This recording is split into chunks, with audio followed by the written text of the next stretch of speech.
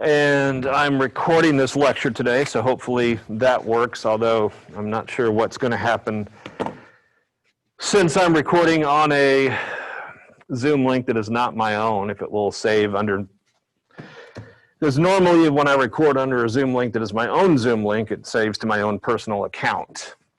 We will see if that's the case today.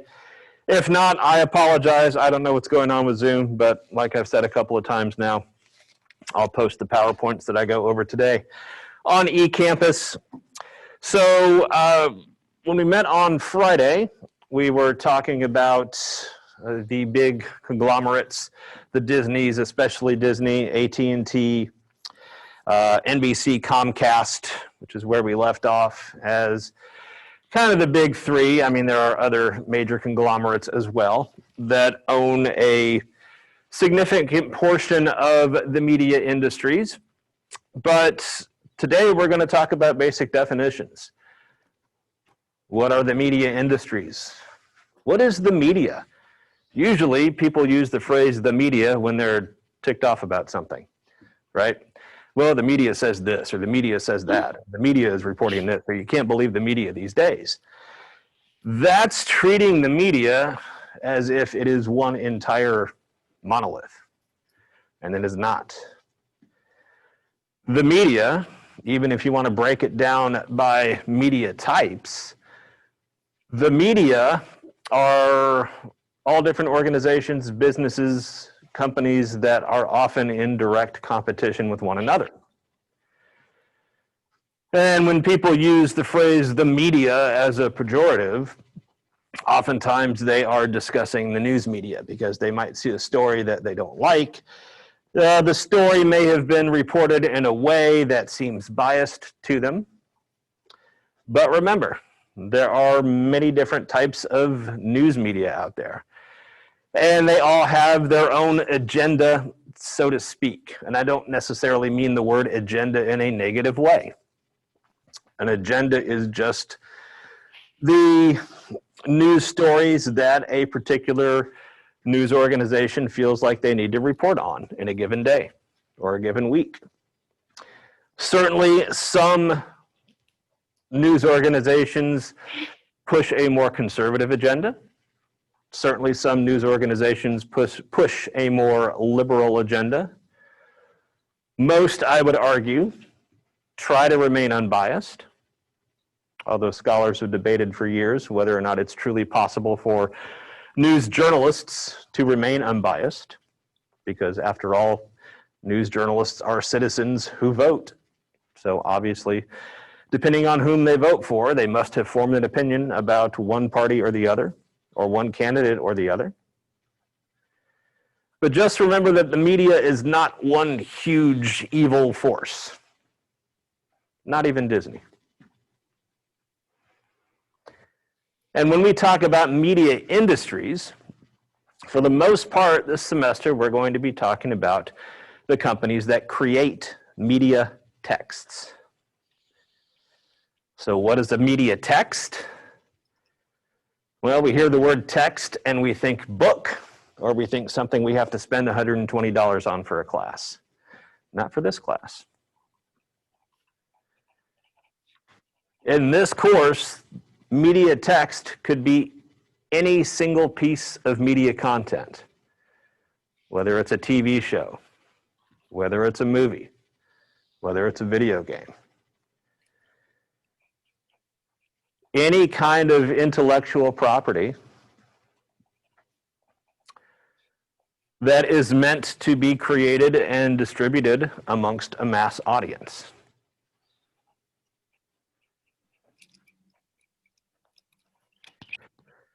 The authors of this text,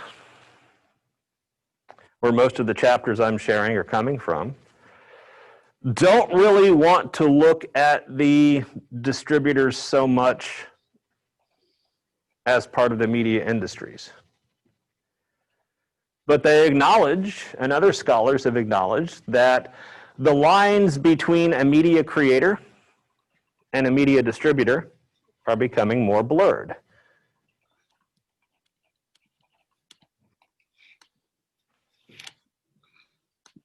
For instance, What are Netflix and Hulu?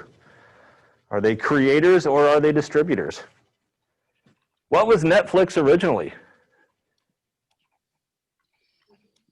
What's that? Yeah? Netflix originally was a weird red tote bag that showed up outside your front door. Now, presumably you knew it was coming. They didn't just drop it off, right? You actually ordered it. Knew you had some DVDs coming. But Netflix originally, 15 years ago, was to distribute DVDs to your home.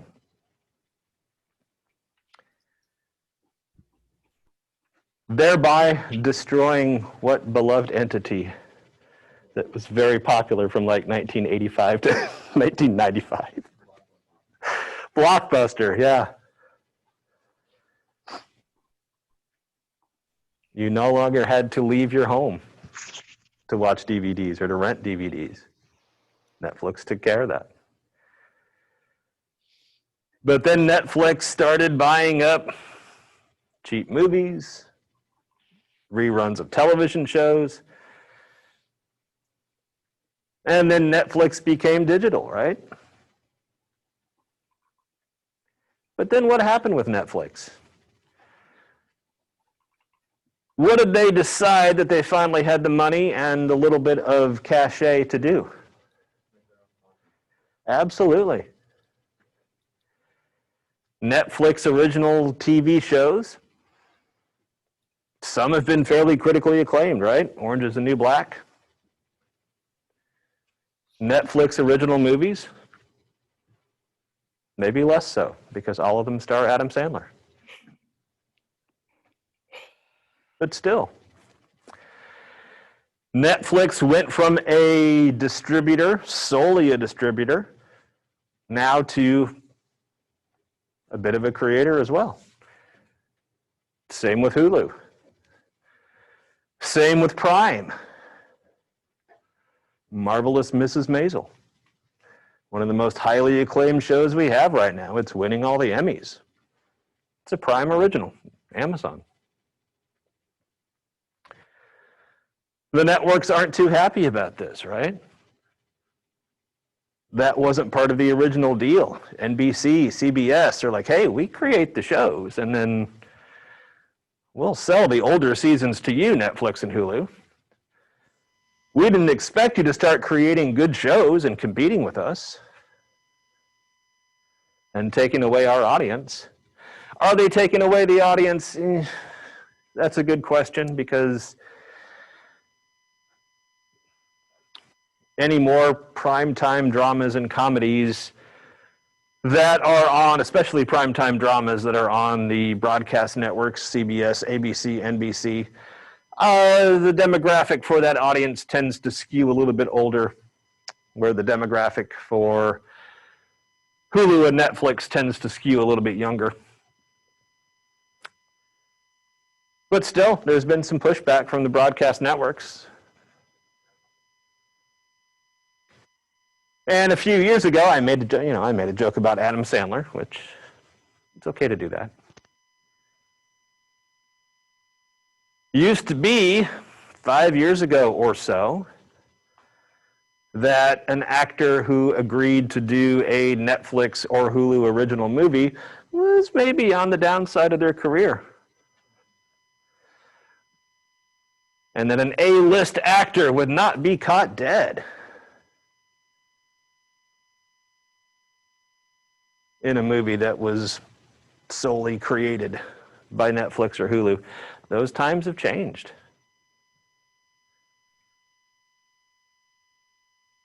Now A-list actors, A-list directors are helping to create this content that is solely from Netflix or Hulu. What about YouTube? Creator or distributor?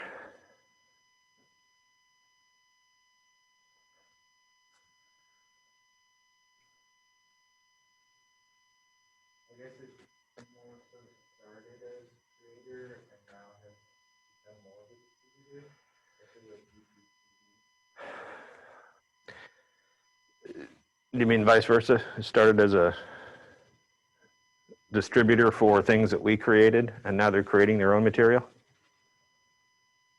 Yeah, I guess it depends on what you define as YouTube. Okay. Well, and If the people who create the content aren't like technically part of YouTube, then yeah, there's a distributor right, who what have gotten, partnership with YouTube. Are they still like separate from them, or are they more so part of YouTube and create? certainly YouTube does create its own content, but and look, that's part of the issue here as well. So many of these platforms, well, we consider YouTube a social media platform, like Twitter, like Facebook, Instagram, all of that, right? It's a little different than those other ones, because mostly we are just creating video content that we post to YouTube, and then we are making horrible comments on other people's videos that they post and disliking them. So it's social in that aspect, but the text talks about social media like Facebook, like Twitter, being more for interpersonal communication. But you could even argue that Facebook and Twitter at times are content creators. Probably YouTube's still more distributor than creator, but it's not like YouTube has never dabbled in the creation business. I mean, the ever popular YouTube stars, right? They are the creators. YouTube is just a platform for them, and they happen to get lucky, or their content was good, or they reached a certain number of people, and those number of people spread the word to other people, and that's how they become YouTube sensations. So it's less blurred, I would argue, with YouTube than it is with Netflix and Hulu and Amazon Prime, but there are still some creative properties, I would say, to YouTube.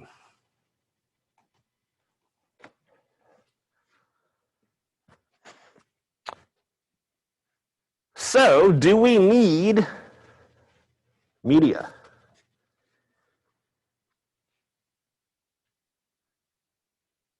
This just occurred to me as I said the word media. When we're angry about a news story, we say the media. But when we talk about entertainment, we probably just say media in general. And if you've never seen this little model before, this is Maslow's hierarchy of needs that, psychology classes, sociology classes, lots of communication classes discuss. And this is about a 60, 70-year-old model. Abraham Maslow came up with it to try to answer the question of what motivates people in a workplace.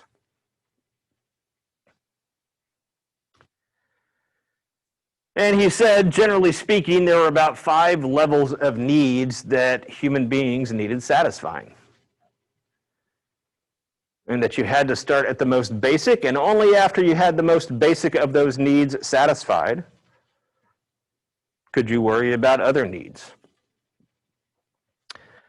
And again, he was trying to answer the question, what motivates people to find jobs? What motivates people in the workplace?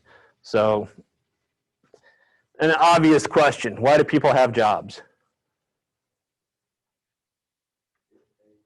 Get paid. So they can buy what? Food. Housing. Clothing. We need certain things to survive. We need food to survive. We need water to survive. We need shelter to survive. Maslow would call those the basic physiological needs. Yeah. Physiological. Oh yeah, that's a color's a bit too dark for the screen. Maslow would say if we are hungry, if we haven't eaten for days, we don't really care what new show Netflix has.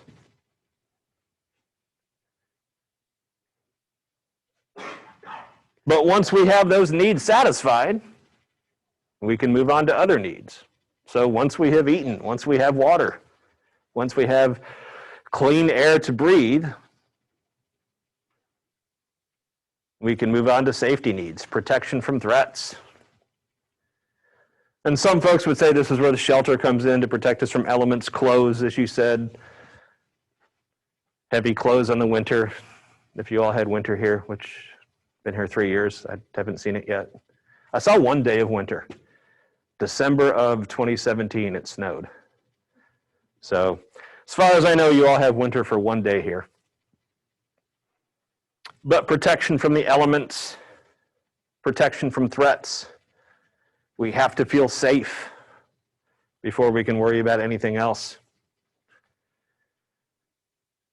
And Maslow would say those are the most basic needs that human beings have.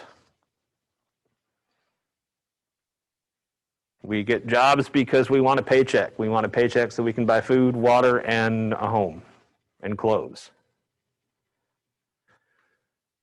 But he would also say, once we have all that, we want more.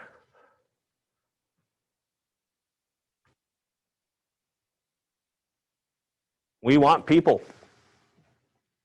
believe it or not. And actually,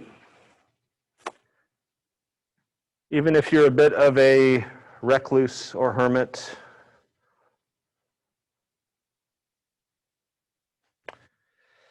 I have to admit, it's been pretty strange the last 6 months being advised that it's not the smartest thing to be around other people right now.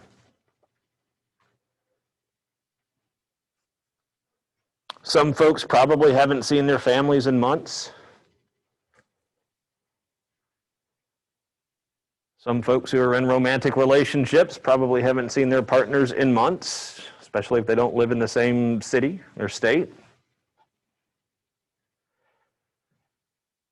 And there is a void there. You don't realize how much you need other people until those other people are taken away. And if you took my 350 class, Media Theory, we talk about some communication theories involving technology, like social information processing theory, which talks about how, you know what, sometimes online relationships can be just as fulfilling as in-person relationships. Well, that theory has definitely been tested these past 6 or 7 months, right? May not be able to be around family, but we can talk to them on the phone, we can video chat with them, same with romantic partners. So that's something.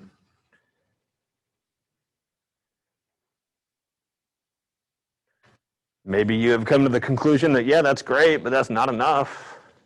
It's much better to be able to see people in person. So eventually we need other people. We need to feel like we belong to a group, whether that group is a family, whether that group is a social organization, whether that group is an athletic team. We need to feel some sort of belonging. And again, going back to what Maslow originally was studying with this model, folks in an office need to feel like they're a part of a team. Whatever their work might be, they need to feel like they're a part of a team. Then the next one is esteem. We need to feel good about ourselves. Why would he list self-esteem above love and belonging?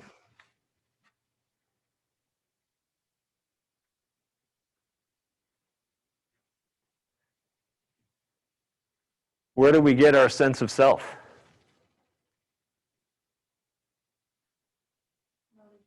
From other people. How they treat us, whether they treat us great, whether they treat us poorly, whether they love us or don't want to be around us, whether they compliment us or insult us. That's how we gain a sense of self, whether we have high self-esteem or low self-esteem. It is often associated with our perception on how other people have treated us. in the past and the present.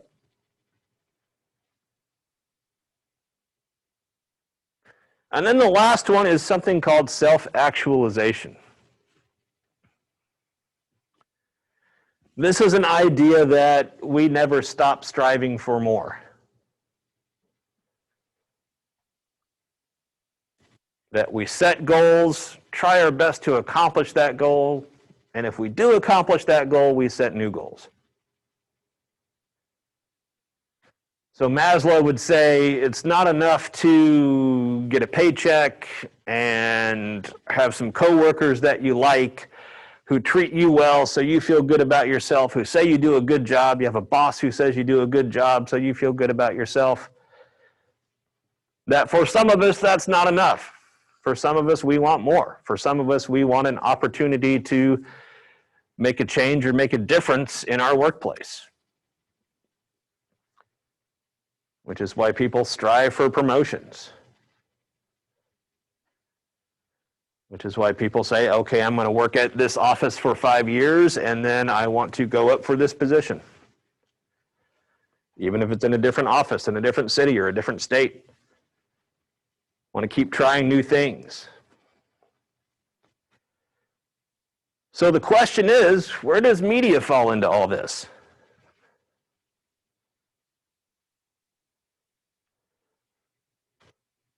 Is it a basic physiological need? No. Safety need? Maybe. I guarantee a lot more people are watching the Weather Channel today and tomorrow than usually do. Why? We got some hurricanes. We got Marco and Laura, which are just weird hurricane names. It's Marco and Laura. Sounds like the couple you don't want to invite to a party. Should we invite Marco and Laura? I don't know. Marco's fine, but Laura gets on my nerves. Really? I like Laura. I don't really care for Marco. Oh, well, let's not invite them. Yep, we got Marco heading for New Orleans, as if New Orleans needs more things to put up with. And I guess Laura's kind of heading this way, but not really. More northeast of here, kind of closer to the Texas border up around Shreveport, Louisiana. Yeah, that's what our most recent projections are showing. I think this is the only time I've missed having cable because I can't go to our wonderful local news stations in Bryan. And back when I had cable, I had Waco's news station too, which was always a treat. But I can't get local reports. I had to go to their website, find maps. And as of yesterday, they're not too worried about Bryan College Station. Might get a little bit of rain. But I guarantee people even in Houston, they're a little bit worried.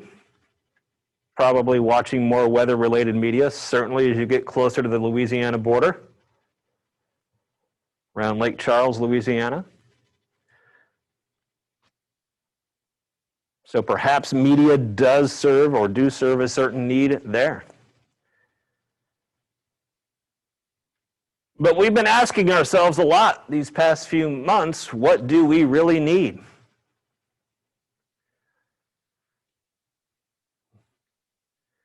And here's a question for you. Do we need entertainment media? Because the authors talk about how most of what we call the media, we tend to separate into two very general categories. It's either information media or entertainment media. And somehow entertainment media is less important than information media. And I can certainly agree with that perspective. Here's a question that might be blasphemous to ask in College Station, Texas. Yeah? Yes, and it's not necessarily specifically entertainment, it's more just something to do. Because if you don't have something to do, you start to go crazy.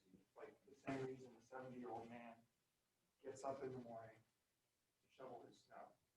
He needs something to do. It gives his day purpose. That one day a year in Bryan, Texas where it snows. Yeah. You just need something to do, otherwise you kind of go crazy. Especially if you live with your family. I think you could also argue that it could fall into belonging because Sure. there's a lot of entertainment media that's so widespread at this point that there's entire communities built up around people that like the same thing. Yeah. Yeah, absolutely. So here's that blasphemous question I was about to ask. And if you don't know, I did my PhD in Baton Rouge, so this is an equally blasphemous question in Baton Rouge, Louisiana. Do we need football?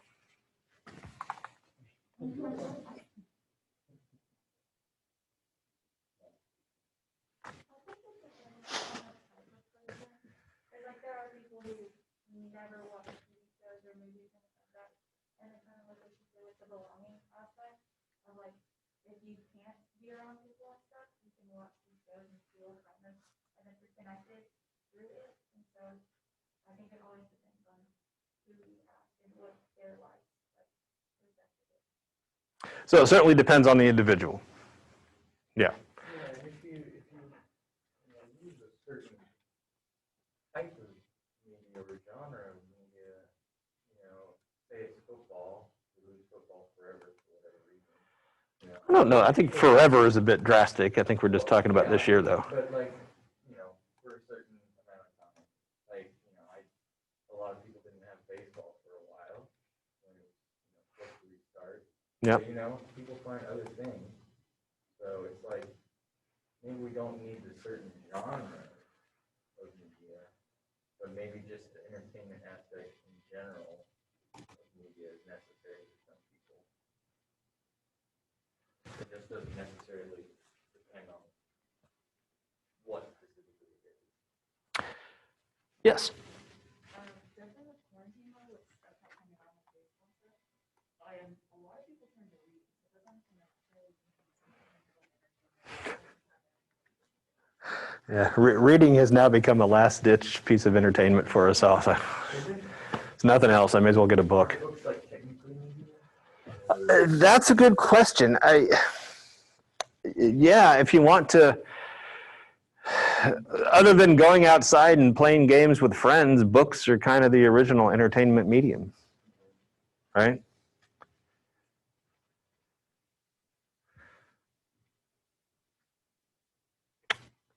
Is leisure a basic human need?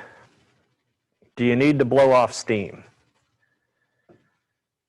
Do you need to relax after a hard day in class or hard day at work? Sure. And does entertainment help serve that purpose? I said earlier that scholars and media critics tend to put media into one of two categories. It's either information media or it's entertainment media. More and more the argument's being made, and I think it's an accurate argument, that I talked about the lines being blurred between creators and distributors. Have the lines been blurred between entertainment and information media? What's Sesame Street?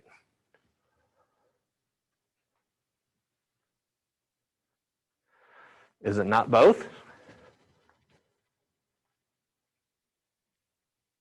If they truly wanted just educational programming, they'd get some boring teacher-looking type to stand in front of a chalkboard and give dry lectures to kids about their ABCs and their 1, 2, 3s. But instead, about 40, 50 years ago, some folks at the Children's Television Workshop decided, you know what, that information would be a lot more enjoyable for kids if we had giant puppets. Because kids like puppets and Muppets.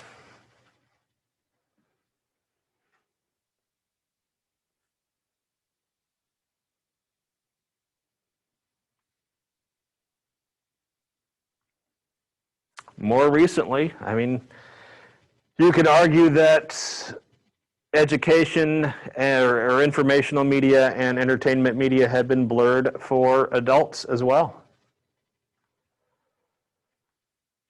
from about the late 90s until about 5 years ago, and I haven't really checked with the new host, but it may be the same.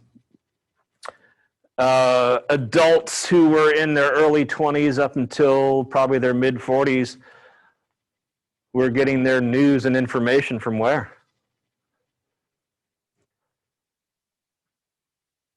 I mean, like national news and world news, current events. Were they getting it from watching CNN or Fox News? Were they getting it from watching ABC, NBC nightly news? They were getting it from a guy named Jon Stewart. If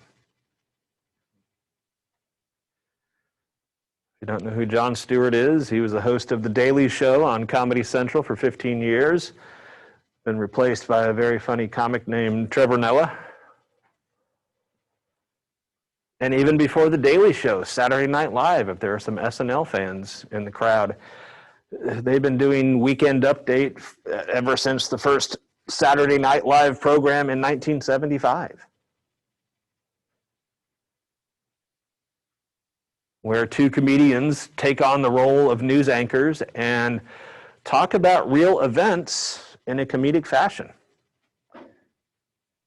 I mean, you watch Weekend Update on SNL today, it's Michael Che and Colin Jost still, those, the two SNL fans in here. The news stories they are talking about are real. They are not fake stories. Yeah, they're giving kind of comedic twists and punchlines, but the news stories are real. The news stories that Jon Stewart and Trevor Noah now discuss on The Daily Show are real stories. They are real events that are happening in the world. Yes, they're putting their own comedic twist on the developments and on the reporting of that news, but the stories themselves are real. The participants are real. And that was a primary source, Daily Show was a primary source of news for that coveted early to mid 20s to mid to late 40s demographic.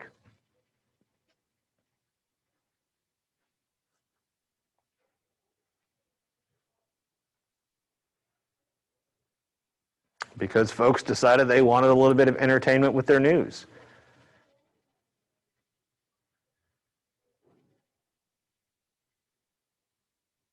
And you could argue that even some news stations, if you want to call them legitimate news stations, I think Jon Stewart never really referred to himself as a legitimate journalist, even though sometimes he did a better job of reporting on stories and breaking news than the actual networks or cable news channels did.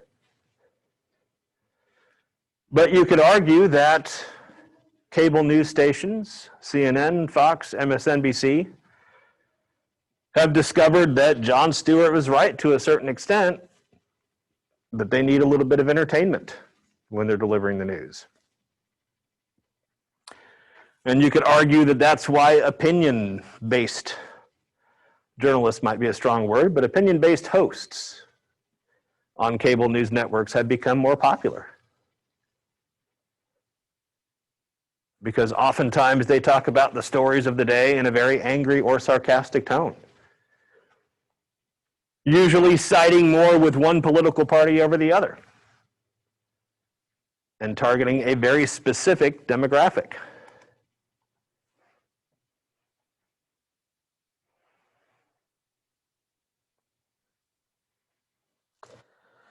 So, to preview really the rest of this chapter, and really the rest of this class, what media texts will we be discussing? All of those that you see pictured here.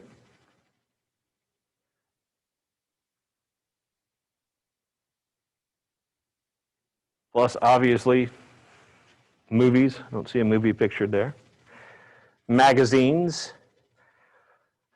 Newspapers. Are newspapers dead? I thought newspapers were dead. Why would we talk about newspapers?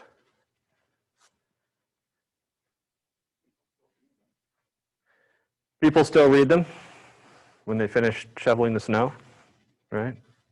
Only after they're 70. There you go. Newspapers are still around. A lot of them very successful.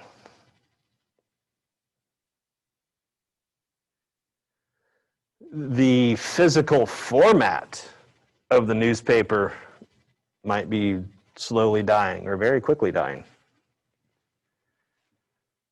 But the newspaper itself still exists, still lives.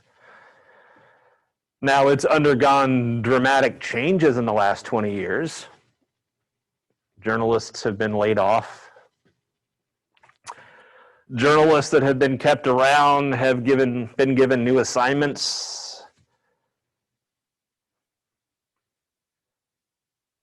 Think of a journalist around the year 2000, around the year 2005, who had spent most of his or her career just investigating stories and typing them up, maybe even literally typing them up. Then all of a sudden around 2000 or the early 2000s, they had to learn social media. They had to learn digital reporting.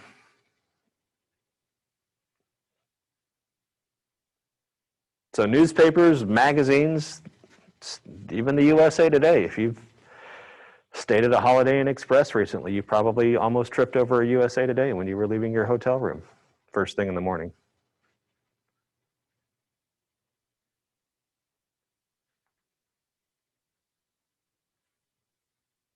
Music. I love talking about music. Is music entertainment or is it educational?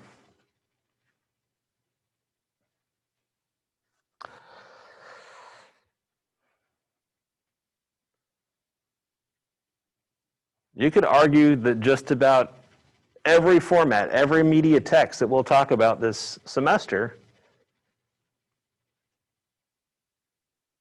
can be a mixture of both information and entertainment media. None of us was alive in the 60s, not even me, but think about how the popular music in the 1960s and early 1970s was mostly protest music.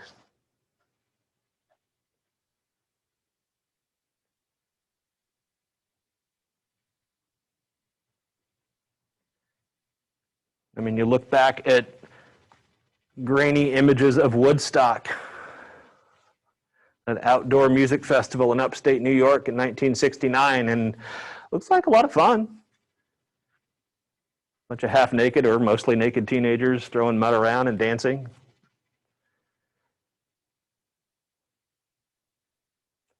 But the artists who were there, most of them wrote lyrics with some very serious political messages. And obviously, this was the Vietnam era, so most of their messages dealt with that. So there's always been an educational side to just about every type of media.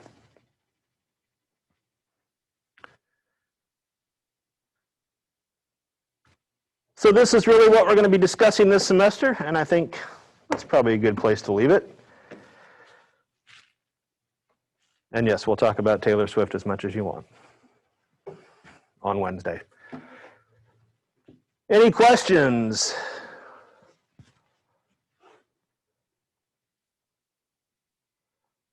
This whole week is just chapter 1, right? Yes. Yeah.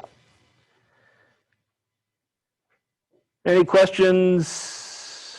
What students say? Okay, yeah. Can you repeat what students say in class because we can't hear them?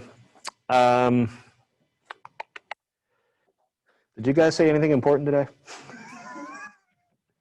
I'm kidding. I'm kidding. I know you did. Yeah, I'll remember to do that. What the comments are from the crowd. Anybody on Zoom have a question before we dismiss? All right, you all take care, and hopefully Zoom will get fixed, and we'll be back to our normal link on Wednesday, and I'll be back to my normal link by office hours tomorrow. Take care. Have a good day. I have a question real fast. Who's that? I'm on Zoom. Hang on, let me turn up my volume here. Okay, go ahead. Is there anything that we need to do with the readings, or do we just need to read it? You mean as far as assignments or anything like that? Yes. No, just read it and be prepared to help me discuss it as much as folks can discuss stuff over Zoom or in person. And yeah, I'll try to remember on Wednesday if there are questions or comments from the physical audience here to share those with folks on Zoom. But yeah, just read it. Okay, thank you. Sure. Yeah, I got that sense that people had some difficulty getting on Zoom even though we shared out the new link. I don't know. I found out 5 minutes before class started that Zoom was down, so I had to rush and get this new link up. But I'll put the PowerPoints up that I discussed today under eCampus. I hope Zoom gets everything fixed soon. Anybody else on Zoom have any questions? Someone on the Zoom asked if when students in class ask a question, if you could repeat the question for us, that way we know what the question is being answered. Yeah, I just talked about that. I'll try my best to remember. I don't think really anybody in class asked a question today. They were more answering my own questions that I posed to them. I tried to repeat a couple of them, but I'll remember to do that more on Wednesday, to repeat what the audience members say. Anybody else?